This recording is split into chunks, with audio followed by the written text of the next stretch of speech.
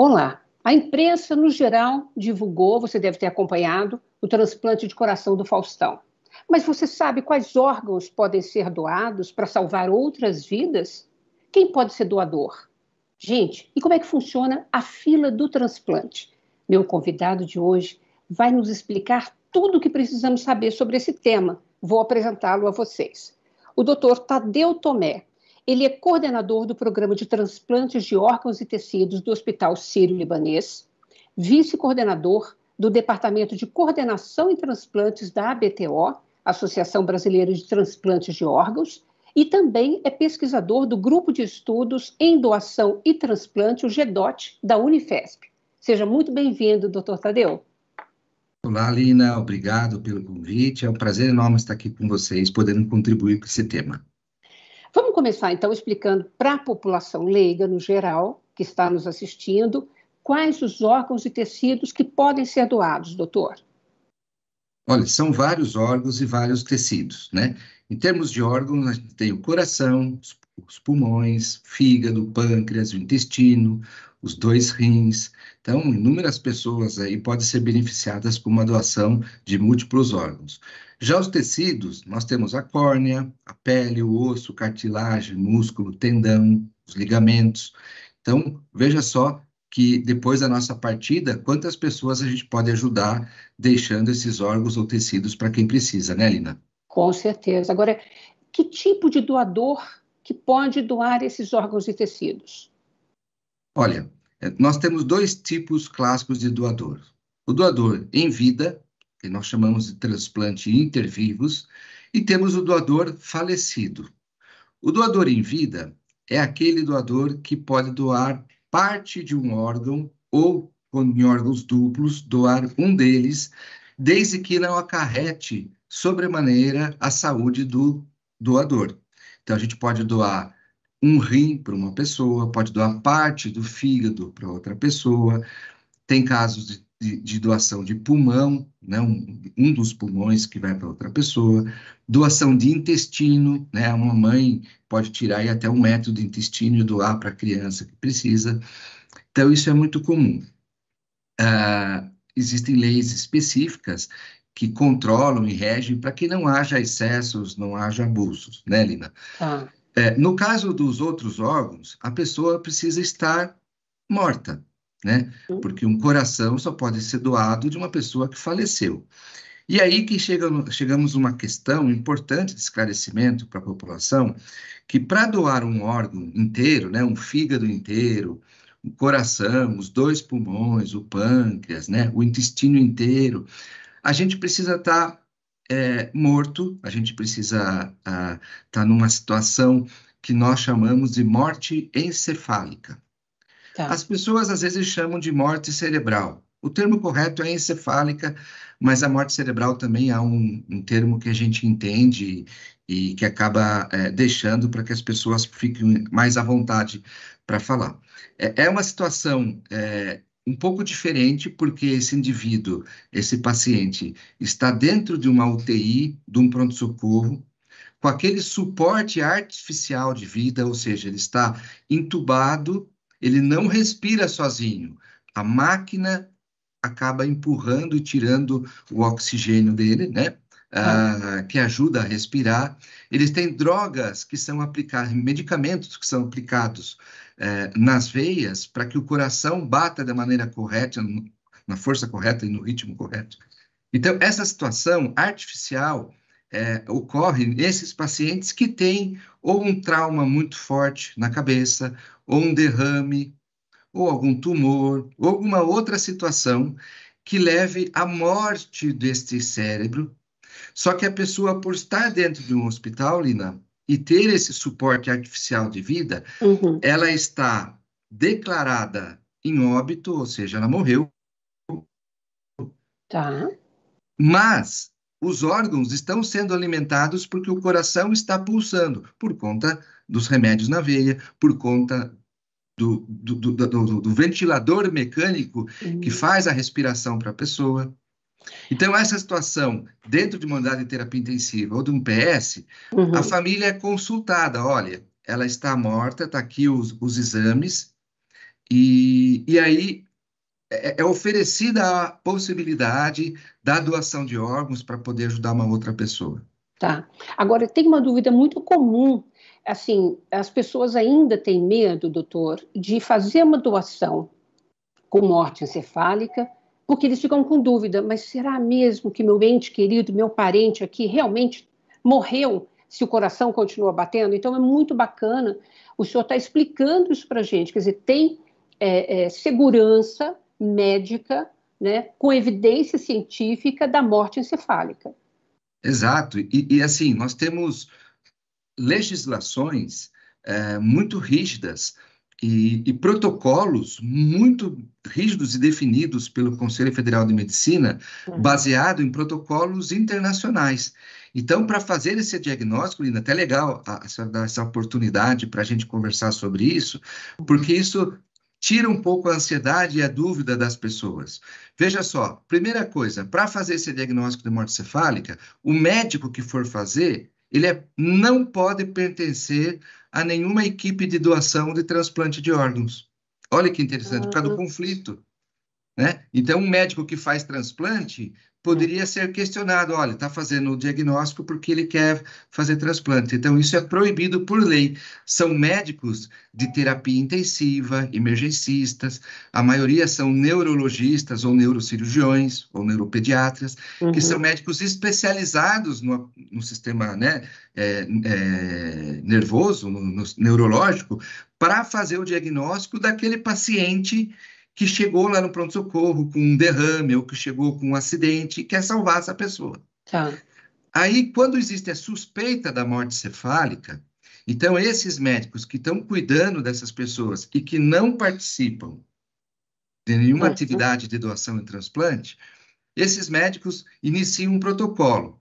Então, nós temos um protocolo que vai identificar reflexos desta pessoa que mesmo se ela tivesse em coma, Lina, ela apresentaria. Então, por exemplo, uma pessoa que está em coma, ela não está morta, ela está viva, mas ela teve aí, o cérebro dela está dormindo, né? Aquele coma que também não é o coma que você faz induzido por medicação, por anestesia. É a pessoa que está ali, que tinha que estar acordada e não está. Os nervos que saem do encéfalo e vão aí para o olho, para o ouvido, para a garganta, para a boca, para a face, eles estão ativos. Então, uma pessoa em coma, quando você explora esses nervos, sensibilidade ocular, auditiva, eles respondem. Agora, uma pessoa que está em morte cefálica, por ela estar morta, não tem essa resposta. Perfeito. E além disso, então, ó, são feitos 2 exames desses, médicos diferentes, com intervalo de tempos de acordo com a idade da pessoa, para ter a certeza, 2 médicos que não participam de transplante de doação fazem esse diagnóstico. E aí tem que ter um terceiro exame, isso é Brasil, outros países não precisa, Lina. Terceiro exame que vai ver se tem circulação sanguínea no cérebro, no encéfalo, uma angiografia, uma arteriografia, ou um Doppler, um ultrassom com Doppler. São termos técnicos, mas eu quero dizer que ele vai buscar se tem circulação ou não. Se não tiver circulação encefálica, não tem como estar vivo o cérebro. Além daqueles exames que já foram feitos, eu certifico com este exame. Ou um exame que vê se tem atividade elétrica, que é o famoso eletroencefalograma. Então, além dos 2 exames, eu posso fazer o eletroencefalo. Ou eu faço um Doppler, uma arteriografia para ver a circulação. E tem um terceiro tipo que busca a atividade metabólica do cérebro. O que eu quero dizer é que o exame é muito seguro. O médico da família de confiança, a família pode chamar, olha, eu quero que você, que é meu médico de confiança, acompanhe aqueles exames. Porque esses exames só podem ser feitos também por quem tem treinamento. Não é qualquer médico que faz esse exame de morte cefálica. Não pode. Ele tem que ter treinamento. E pode ser acompanhado por um médico que não tenha o treinamento, mas seja de confiança da família. Então, são feitos 3 exames, 2 clínicos e um gráfico, por médicos com treinamento e que não são de doação de transplante. Então, a gente fica muito seguro no Brasil e no resto do mundo que esse exame é feito dessa maneira, com relação ao diagnóstico da morte cefálica. Nossa, explicação muito esclarecedora para realmente nos deixar tranquilos para sermos doadores. E aí vai a minha pergunta: quem pode ser doador? Qualquer pessoa pode ser doador, é, desde que ela esteja na situação de morte cefálica e que não tenha, Lina, isso é importante. Às vezes nós temos boa vontade de querer ajudar o próximo, Uhum. porém, nós temos alguma situação clínica que não possa é, é, ocorrer a doação. Por exemplo, se eu tiver alguma doença infecto-contagiosa ativa, uma tuberculose ativa, uma meningite ativa, Uhum. se eu tiver algum câncer, esses cânceres de pele, de colo de útero, às vezes tudo bem.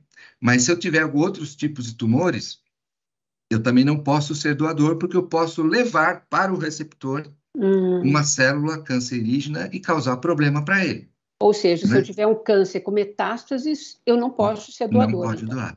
Tá, Porque aquele receptor vai tomar aquele remedinho para não rejeitar o órgão, que é o tá. imunossupressor. Eu Uhum. vou abaixar o sistema imunológico dessa pessoa. E se eu tiver uma célula cancerígena do órgão que vem do doador com uma célula cancerígena, o sistema imunológico mais baixo vai fazer com que essas células se Claro, espalhem no tá, receptor. Então, isso tá. é um problema. Então, é uma contraindicação. Mas eu ressalto aqui que não são todos os tumores. Se eu tiver um tumor primário, um tumor inicial no sistema nervoso central, pode doar. Tá. Aqueles tumores de pele, a não ser que Também seja um pode doar. melanoma, né? Se for Tá, aquele vaso celular, que é o mais comum, pode. tá. Cada caso tem que ser avaliado pela equipe médica que trabalha com doação de órgãos, junto com a equipe. Isso é uma coisa importante, junto com a equipe que vai transplantar. Às vezes a gente tem alguma doença que, será que pode, será que não pode? E a gente não pode deixar o filtro muito apertado, Lina, porque às vezes é a última chance, é a única e última chance De daquele salvar indivíduo que uma está vida, numa UTI que está precisando. claro. Então, esses riscos têm que ser compartilhados com o médico que vai transplantar, com a família desse paciente que vai receber. Então, Uhum. tudo isso, porque medicina não é matemática, né? Então, a gente tem que usar muito bom senso, mas visando sempre a proteção do receptor. Olha, eu vou precisar chamar um rápido intervalo, mas a gente volta na sequência, tá bom, doutor? Ok. Voltamos hoje conversando tudo sobre transplantes com o doutor Tadeu Tomé, que é vice-coordenador do Departamento de Coordenação e Transplantes da ABTO, Associação Brasileira de Transplantes de Órgãos. Bom, doutor Tadeu, como é que anda a fila de espera para o transplante no Brasil? Está muito grande? Esta é uma triste realidade, Lina. A fila está grande. Uhum. Nós batemos aí o recorde, o infeliz recorde de quase 60 mil pessoas esperando aí por um transplante de órgãos e córnea. Algo que, ano após ano, a gente estava tentando diminuí-la, mas por conta de todos os percalços aí da pandemia, nós Uhum. tivemos este aumento muito grande, né? São 31 mil pessoas esperando por um transplante de rim, são mais de 1.300 pessoas esperando por um fígado, Uau, né? Que muita precisa de gente. fígado, 300 esperando por um coração no país, 150 para o pulmão, mais de 300 para pâncreas, né? E, infelizmente, córnea, que seria uma, um transplante, é um procedimento mais simples do que o órgãos. A doação de córnea não precisa estar na morte cefálica, que nós conversamos agora há pouco. Uhum. Essa fila não era para existir. No entanto, a gente está aí com quase 24 mil pessoas com deficiência visual precisando de uma córnea, que é algo muito mais simples que poderia ser feito, né? Então, nós temos aí uma triste realidade de quase 60 mil pessoas. Bom, córnea, então eu posso doar em vida? Não, não, não. A córnea você pode somente depois que tem o Que óbito, tenha morte porém, encefálica. não é naquela situação da morte cefálica. Hum, Quando você tem uma parada cardíaca, tá. o sangue todo nosso coagula. Os órgãos entram em falência naturalmente ali, poucos minutos após a parada cardíaca. Aham. Então, os órgãos não podem ser doados quando você tem uma Ah, parada cardíaca. ok, ok. Ele tem que estar morto, mas naquela situação Dos aparelhos dos todos, aparelhos, fazendo funcionar. Perfeito. porque os órgãos precisam ser alimentados, né? Tá, E as toxinas retiradas. tá. Para a córnea, porque a córnea é um tecido que está na frente do nosso olho, é como se fosse a lente do nosso relógio. Uhum. O relógio está funcionando, porém a lente está embaçada, está com defeito. Então você troca essa lente do relógio e você consegue ver as horas, porque o relógio está bom. A deficiência visual tem que ser relacionada à córnea. Se eu tiver Perfeito. um descolamento de retina, um tumor no fundo do olho, ou qualquer outra alteração do olho, o transplante não aceita. Tá. E esta córnea, que é esta lente, é uma pelinha transparente que fica na frente da íris, que é o colorido do olho. Uhum. Ela não tem sangue. Então, mesmo após a parada cardíaca, até 8, 10, 12 horas, dependendo da situação, pode-se fazer a doação da córnea para que outra pessoa enxergue. Isso que é interessante. Mas E é a muito... maioria dos óbitos, eles são com parada cardíaca. A morte cefálica é 1 a 5% do total dos óbitos. Então, por isso que eu afirmei que não era para existir fila para o transplante de córnea. Ou seja, falta informação, né, doutor Tadeu, para a população, para poder fazer a doação, né? Inclusive de Exato. córnea, como o senhor acabou de explicar para a gente. Agora, aqui que o senhor acredita que a gente tem uma fila tão grande e com uma demanda tão grande e tem uma oferta de doação tão pequena?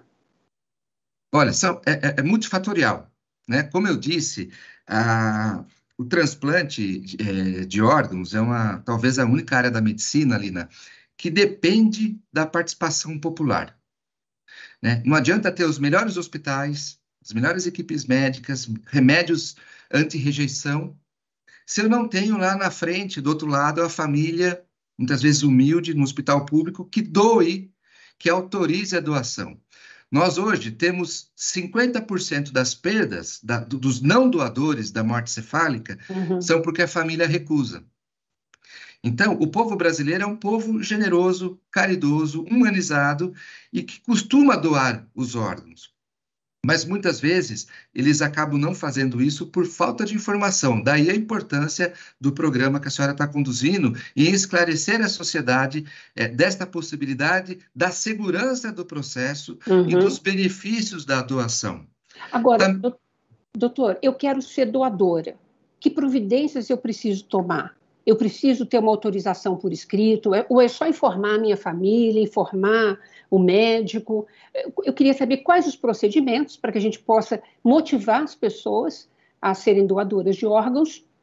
E vou engatar uma outra questão, que é uma dúvida frequente, que é assim, eu sou doadora, expressei a minha vontade de ser doadora de órgãos. Aí eu sofri um acidente e tive uma morte encefálica. E a minha família se recusa, fala, não, nós não permitimos que retire nenhum órgão da dona Lina. Eu queria saber como é que ficam essas questões. Olha, excelente questão, e realmente isso é importante. Só existe um jeito de ser doador no Brasil, é a família autorizando. Com isso, parece que já respondi as duas questões da senhora. Com Mas vamos lá. certeza. Mas vamos lá. A gente precisa ter alguém em vida que assine os papéis. Por isso a importância de que avisar a família no momento de descontração, de conversa, para que neste momento pior da vida da pessoa, que é a morte daquele indivíduo, e normalmente são mortes intempestivas, são mortes assim, a pessoa sai para trabalhar, bate a cabeça, tem uma dor de cabeça muito grande. Não é aquele paciente, Lina, que estava doente e que terminal e que quando morre a gente fala, descansou, né? Realmente é uma situação que a família não espera. E isso causa muita ansiedade, a família perde o chão, são sempre momentos trágicos na vida da família. Por isso que a nobreza da doação, porque neste momento trágico que a família está sem chão, ainda ela pensa no próximo e quer doar os seus órgãos. 90%, 99%, vamos lá, das famílias aceitam, acatam a decisão daquele ente querido. Eu já entrevistei famílias nesses momentos difíceis que a família falou, eu não sou doadora, mas meu pai gostaria de ser, então eu vou doar. Como eu já entrevistei famílias que falam, olha, eu sou doadora, mas a minha mãe não era, então eu não vou doar. Eles respeitam, Lina. Agora, Entendi. no evento hipotético que a senhora colocou, de que você é doadora e a sua família não autorizar, não serão doados os órgãos, porque precisa de um documento. Tá. A entrevista com a família, ela é muito importante, porque você obtém o consentimento, é o único jeito, não existe retirada de órgãos ou tecidos sem consentimento familiar, não existe. Todos os processos têm que ter esse documento. É, são obtidas informações dos hábitos de vida, de se era usuário ou não de alguma droga ilícita, Tá. enfim, situações que possam comprometer o receptor e a gente acaba autorizando ou não a doação. Uhum.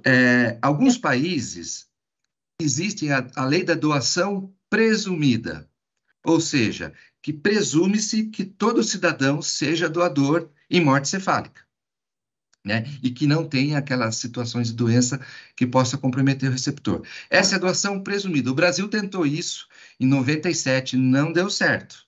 Não Uhum. deu certo porque a iniciativa era legítima, era boa, porque muitas doações não ocorriam porque a família não sabia o desejo do doador. Tá. Agora, quando você coloca uma lei dessa, igual está sendo tramitada por alguns deputados após o transplante do Faustão que a gente teve, Uhum.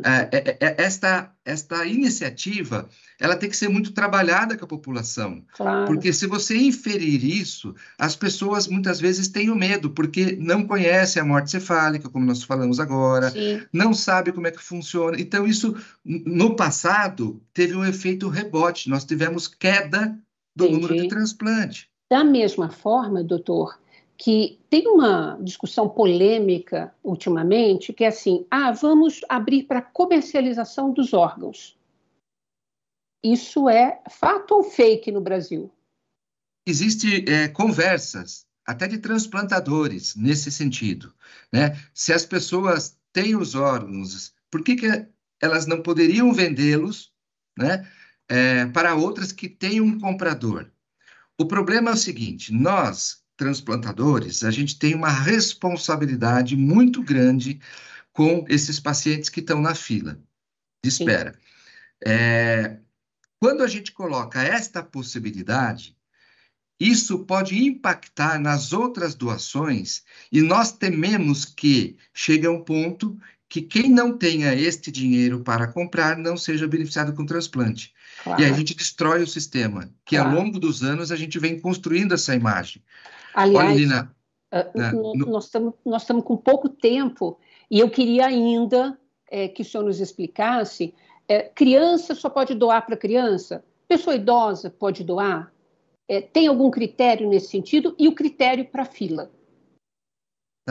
normalmente para você inserir na fila de transplante, você tem que ter uma doença que foi feito tudo para aquela doença, do ponto de vista de remédio, de cirurgia, e não tem mais o que fazer. Aí está indicado a troca desse órgão, por conta dos riscos pós-transplante. Tá. Para você entrar na fila, tem que ter uma doença descrita em portaria. Não existe subjetividade. O médico tem que. Não é qualquer insuficiência cardíaca que tem que trocar o coração. Tem que ter critérios, pontuações para que ele entre na fila. As filas são classificadas por tipo sanguíneo, tem as compatibilidades de peso, altura. Então, uma criança, se for grande, ela pode doar para um adulto. Um adulto pode Uhum. doar para a criança, metade do fígado. Essas coisas são tranquilas. Por conta da idade, depende. Se for uma doação de coração, uma pessoa muito idosa, não doa o coração por risco de coronariopatia. Mas uma pessoa jovem que tiver um fígado muito gorduroso, muito grande, muitas vezes o início de cirrose, também não pode doar esse fígado. Então, a medicina, ela vê os critérios de compatibilidade e que estão previstas em portaria, que tragam segurança para o receptor e que tenham essas características de tamanho, altura, peso, essas coisas. Isso significa, então, que nós precisamos fazer uma grande campanha de esclarecimento para que as pessoas possam doar seus órgãos e salvar outras vidas. Porque eu queria um Exatamente. encerramento do senhor, eu queria um recado final. Exatamente. Eu chamo a atenção neste evento que aconteceu recente, a gente aproveita a oportunidade de uma pessoa famosa, uma autoridade ser transplantada, chama a atenção da população e traz-se à tona este tema tão importante que precisa da sociedade para que seja feita doações. O ano passado morreram mais de 2.700 pessoas na fila precisando de um órgão. Então, se você é caridoso, se você pensa no próximo e quer ajudar a pessoa, converse com a sua família, seja doador, seja um divulgador dos benefícios da doação, porque daqui nada levaremos, né? E podemos ajudar tantas pessoas que precisam de um órgão para viver. Vou deixar aqui o espaço aberto, viu, do programa, para que a gente possa esclarecer mais dúvidas, tá bom? Numa próxima oportunidade. Mas muito obrigada pela sua participação, viu, doutor Tadeu? Eu que agradeço aí a TV Câmara, Lina, pela oportunidade. Obrigada a vocês também que nos acompanharam até aqui. Se você quiser rever este ou qualquer outro dos nossos programas, nos acompanhe nas redes sociais. Rede Câmara São Paulo, sua conexão com a política da cidade. Seja um doador de órgãos. Beijo, obrigada, até a próxima.